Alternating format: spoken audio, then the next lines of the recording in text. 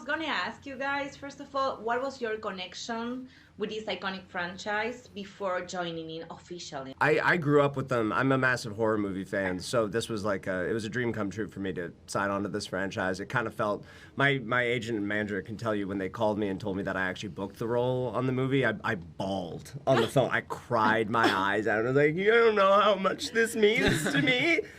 I love it, and I've seen them so many times, and I can't wait to see ours. Yeah, for me, it was just like a sort of I didn't really tie it to the franchise, but just like a strange fear of like everyday Fake things. fan. Okay. And Fringe. things, yeah, fake fan fringe. Fringe. And I don't know, being scared of log trucks and tanning beds and not really knowing why. You know what I mean? Yeah. I hadn't watched them before I auditioned, but my boyfriend is a huge fan of them, and when I auditioned, he changed my name in his phone to Anna Final Destination because he was just so excited that I was involved at all. Yeah. That's incredible, and I always wonder, because deaths here are really important. They're pretty much the main event in this movie. And while reading the script, I mean, did you were reading some of the deaths? Because I often imagine in my mind how you must read them before, performing them. So when you were reading the script, you were like, oh my God.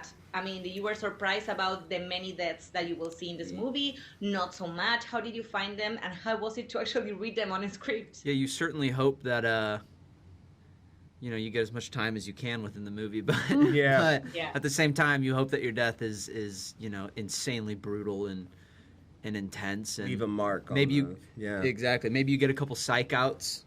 That's kind of the dream. Yeah, right? yeah. To have a few fake deaths. Yeah. When I was reading it, my scene's about like 2/3 of a page. It's pretty short, you know what I mean? It's like a quick thing. And so I was kind of shocked, like, how much went into it before we got there. Like, how... It's a long scene. I mean, well, not just that, just but not in the script, but even it is like a long scene. Making the fake arm and I had a whole fake head of mine made. And, like, they built this contraption that, like, before any special effects at all, like, just in camera... was horrifying. Like, the way it looked was like, it was so scary.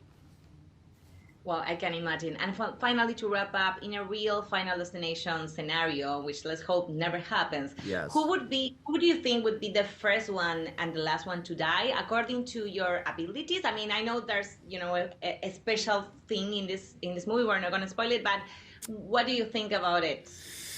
I feel like I might be first because I've been talking a lot of smack to death the last 2 days. Okay. Death is getting a little pissed at Richard. I've been talking a lot of smack. Yeah. I think I'm going last because... Really? Yeah.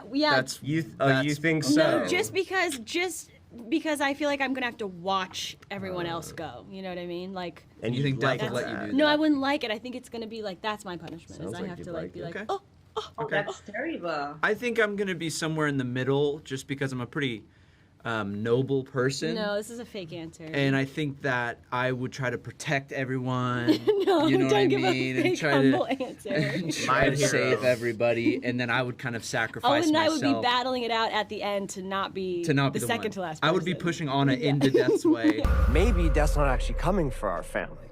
Because that would be crazy.